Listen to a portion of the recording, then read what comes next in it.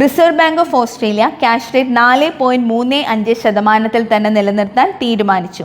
തുടർച്ചയായ 3 വർധനകൾക്ക് ശേഷമാണ് ഈ തീരുമാനം. ലക്ഷക്കണക്കിന് വായ്പക്കാരെ സംബന്ധിച്ച് ഇത് ആശ്വാസകരമായ വാർത്തയാകുമ്പോഴും രാജ്യത്തെ പണപ്പെരുപ്പം ഇപ്പോഴും RBIയുടെ ടാർഗറ്റ് റേറ്റിനേക്കാൾ ഉയർന്ന നിലയിലാണ്. കൂടാതെ മിഡിൽ ഈസ്റ്റിൽ തുടരുന്ന യുദ്ധത്തിന്റെ സാമ്പത്തിക പ്രത്യാഘാതങ്ങൾ ദീർഘകാലം നീണ്ടു നിൽക്കാൻ സാധ്യതയുണ്ടെന്ന് വിദഗ്ധർ ചൂണ്ടിക്കാട്ടുന്നു.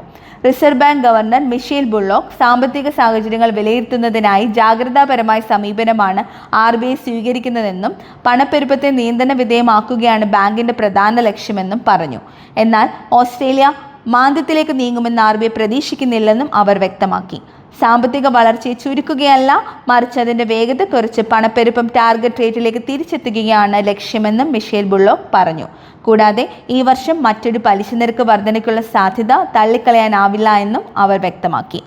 അതേസമയം RBIയുടെ ഈ തീരുമാനം ഓസ്ട്രേലിയൻ പ്രോപ്പർട്ടി വിപണിക്ക് നിർണായക വഴിത്തിരിവാകുമെന്നാണ് വിദഗ്ധരുടെ വിലയിരുത്തൽ.